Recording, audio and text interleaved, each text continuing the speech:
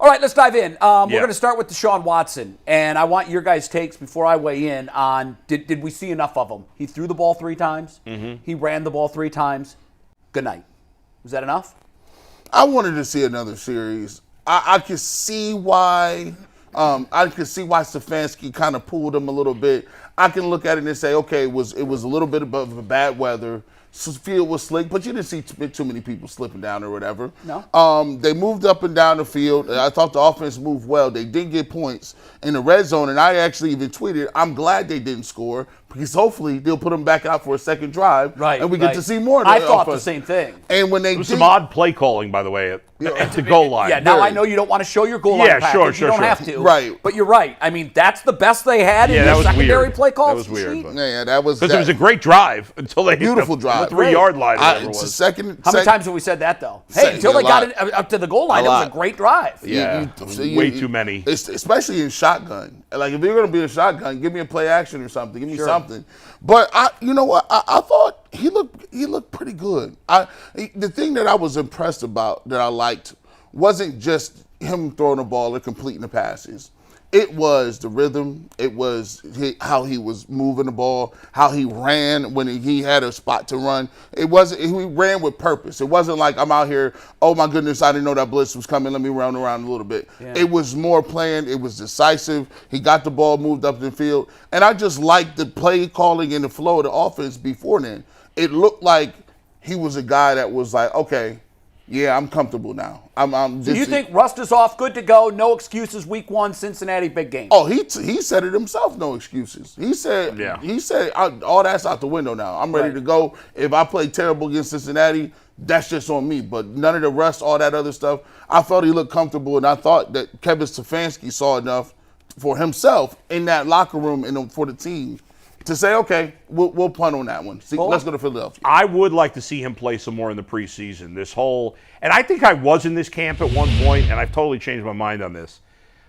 This idea of being scared about a player getting hurt, you can't live that way. No. You know, guys used to play every minute of the preseason.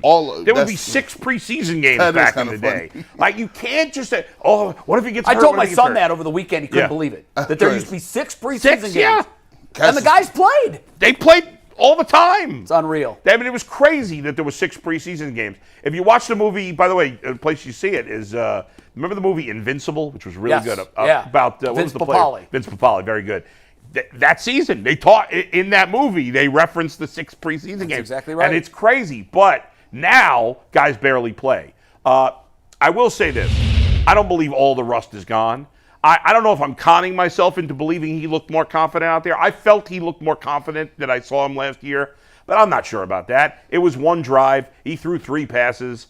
He was fine. It wasn't like amazing. Certainly wasn't terrible. I thought he looked fine, but I would want to play him more. But ultimately, it comes down to Stefanski and Watson.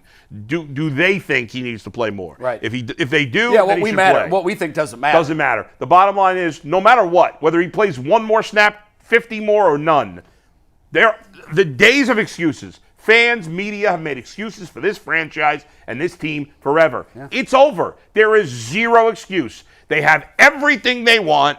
They're a very talented team on paper. Now just go win some freaking games. I don't want to hear about schedule, rust, nothing. Win games, that's it. Nothing else matters. Yeah, that is the bottom line. No excuses. Yeah. I mean, we can't hear. He's not going to play Thursday is the word. Yeah. So, he's going to get some reps against another team in practice, not the same. Right. You're not dealing with crowd sound. You're not dealing with just the pacing of the game. The pressure of knowing you're going to get hit. The pressure of knowing that you could get hit and hit hard. Not enough. I think he's going to play against the Chiefs. I think he is too. But we don't know for sure. And I want to see him for a half. At least a half. I would. You want to see him too, don't you? I would play him 3 quarters against the Chiefs. Yeah, we need to see him. I need you. To be truthful, that game would do more for him, his skill set, his confidence, and the team's confidence. Because let's see, and this is in the back of people's mind. People don't ever think about this. Baker used to look good against the Chiefs. Baker used to look good against the Chiefs. So you want to see, if you say you back, we want to see how you match up against Patrick Mahomes. We want to see how you look at Arrowhead because this is where we want to be at. This is the game right That's here. the yardstick. That's the AFC, they are still the yardstick. They are. We might have to go through this team at the same place about 8 months from now, right here in Arrowhead. And Andy will likely play his starters if he holds true to form like last year. Right. We'll see his starters for the first half. Deshaun Watson should not come out of the game before Patrick Mahomes. I agree with that. Yeah. Now, I was in real time. I was not at all happy that he threw 3 passes, 12 yards, done. Put him up in mothballs again. Right. But I'm not going to beat the Browns up for that because I do think there is a chance that he plays significant series and snaps against the Chiefs. I know he's going to not play against the Eagles, and at least that's what we're told so far. If he plays significant time against the Chiefs, that's the most important one anyhow because that's the slingshot game. Yep. You're using that to get into the Cincinnati game in the regular season. So what we've seen of Deshaun Watson, though, is not nearly enough for me to say, yep, Russ gone, he's good. Let's go. No, he threw 3 passes for 12 yards. Yeah. And he ran it 3 times for 20 yards. They looked good for the most part on the drive. They got 0 points. Those are facts. I have to see him a lot more before we go to Cincinnati or before Cincinnati comes here for week 1 because he's just – I can't say rust is off yet. I wonder if the plan had been originally for him to play more, but that the weather changed the plan. You know what? I don't know. They didn't really talk about it in post-game. Right. Kevin Stefanski said he felt fine with the play calling and everything felt fine. But I'm wondering, Bull, because it wasn't just rain. Oh, God. Yeah. It was torrential rain. Yeah. And imagine selling this to your fan base. Yeah. He twisted a knee, twisted an ankle. He's out 6 to 8. That 6 to 8 is devastating. Then, it could cancel the season. Yeah. That's so if that's the reason that they got him in and got him out, I'm okay with that. But I still need to see him for a lot of playing time against Kansas City. I would hope we would see him there.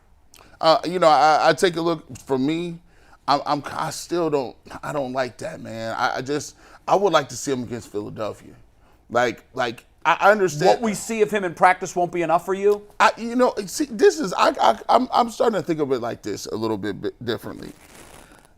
People is telling me that these is the great practice reps and this is really going to be what it's like. They get much better work. They get way better work in practice than what they're doing in a situation. And I'm like this to me. I'm like, I don't believe that because it's a different pace when you're in practice. You're never going to get what you got out of practice with a coach sitting there blowing the whistle early. That's not a situation that you're dealing with.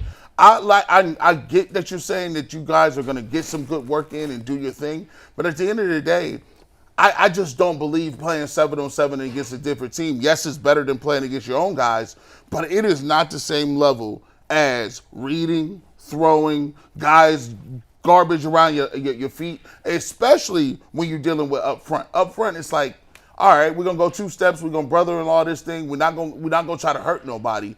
But there is no substitute for game reps when you talk about the speed of the game.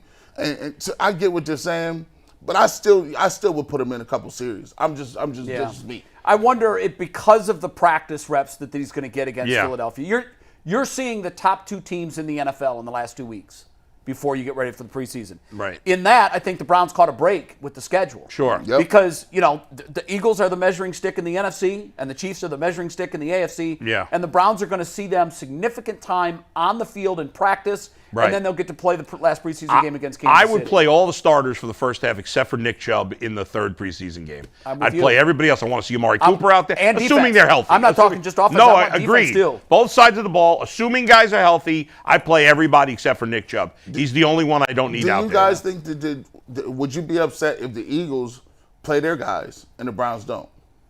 Oh, I'd be pissed. Yeah, and now they only have 3 preseason games, so we have to throw that out there where the Browns have 4. Right. But yeah, I think I would be pissed.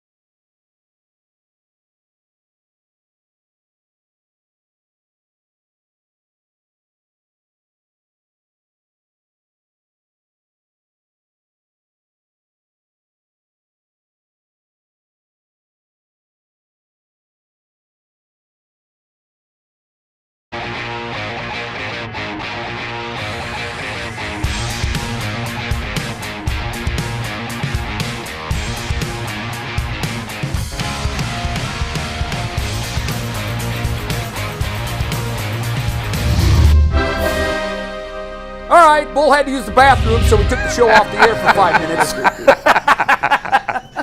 Yeah. No, you know what? We got one of those technical gremlins in our system again. Yeah. I don't know where they are, but they live in there somewhere. They're trolls. And they knocked us off the air. So thanks for everybody for sticking with us throughout the little technical malfunction there. Yeah. I want to wrap up Deshaun quickly before we move to other items because there's a lot to talk about with the preseason game.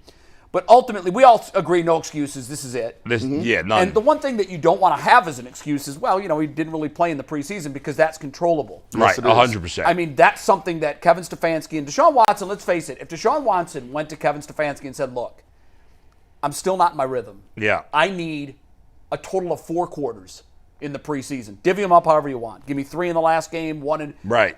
I think Kevin would do that. I think that 100%. this is a collaboration between the two where they're both like, I'm good. And that scares me. If they come back and you hear Mary Kay or some of the beat reporters in Philadelphia saying, listen, this offense was moving the ball up and down against the Philadelphia Eagles and these inter squad stuff. I don't care. Would that make you feel better? It make me feel better, but I still want to see him in the game. I don't care about that. First of all, I don't know. I mean, it's just it'd be better than saying he threw 6 interceptions in 2 days of practice but against Philly. ultimately, when a quarterback knows he's not going to get hit, that's all the pressure's off. Yeah. Yeah, I agree. You know how it is. People have this group think. When somebody says it the first time, it's just like they just keep saying it. Yeah. And they're like, now it's become this thing where if inter-squad scrimmages got the best out of people, they would just do inter-squad scrimmages instead of games. Yeah, you're right. That's very true. Why don't you just run that and just get the season on? Well, no, there is one very good reason. Money. Right, 100%. They've got no TV product and they've got no ticket sales. We can't sell that. Hey, can I ask y'all one question on Watson before we move on to DTR and the rest of the quarterbacks? Absolutely. He threw the ball 3 times. He also ran the ball 3 times. Only one was a designed run. It was the RPO in the red zone. The other 2 were scrambles. Right. In a preseason situation like that on a wet field, I understand competitors are competitors. They're not thinking like that. But, G. Bush, I'll start with you. What's kind of going through your mind as Deshaun Watson takes off in a preseason game? Are you comfortable with him running the ball like he did in that situation, considering what the stakes were? In my mind, I'm looking at it like this. Dang, Jedrick Wills. Good gracious, sir. The welcome to Chase Young. He was back in his bag against you. Chase Young was like, y'all gonna pay me. If you didn't notice, one of the scrambles was because Jedrick Wills got hit with the backhand side of Chase Young's pass rush prowess. He split us up into 2 beings, Chase Young and his prowess. And Chase Young's prowess beat him to sleep. Jedrick Wills he's out there doing this. He's swimming. He's, which way did he go? He looked like Herman the Monster, bro. This is Herman Munster? Yeah. Same guy.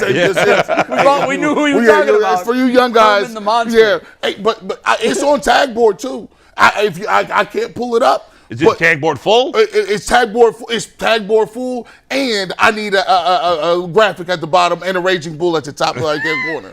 That's how bad he got did. It was bad, man. God. And I'm sitting there thinking, somebody's like, listen, Jed Wills, man, he's gonna get somebody hurt, bro. I don't wanna seem like I'm just down on the guy, but he gets beat like this 2 to 3 times a game. And we want to get. And it only takes 1 to lose your quarterback. And it only takes 1. True. And Deshaun, actually, Chase Young hit him. He hit him, and Deshaun Watson was like, I know that can't be somebody hit me in my back already. It was only 1 second. I just snapped it. He gets out, moves around, scrambles downfield, but one of them was just because of just terrible offensive line play. That's it. Football players play football. They don't worry about injuries. You got to play. Yeah, when you're out there, you don't. You can't be thinking about watching. I better not run because it's a preseason game. You can't play that way. By the way, if you Mikey, decide that I'm not going to run, you're also a target. Right, like that's true. if the pockets collapse and he decides I'm just going to take the hit, you can have a season end on that play. Look, we think about it. Right. As fans, Yeah. and when we're watching it, we're holding our breath every single time the quarterback breaks pocket. You can bet they're doing the same thing in Cincinnati and Kansas City and everywhere. Yeah, of course. But you can't play the game that way. You have to go out there, play with a reckless abandon, And you have to assume that you're in good enough physical condition and that you're going to have luck on your side and you're not going to get hurt. Here you go. You're going to see this. You're going to get this work. No, we're not letting you out of this one. I just sent that to y'all. I don't know if it's possible. I just sent it to you on Twitter. This is nasty work. Yeah, we can see it there. And by the way, that's a big part of his game. That part of his game's got to have the rust knocked off it too. I think that's the biggest part because without that, defenses are going to force him to sit in the pocket and beat him that way. Right, which he can, but he can, but that's not his strength. Is having two tools, not that's one. right. That's and whenever you make a quarterback one-dimensional, you're halfway to victory.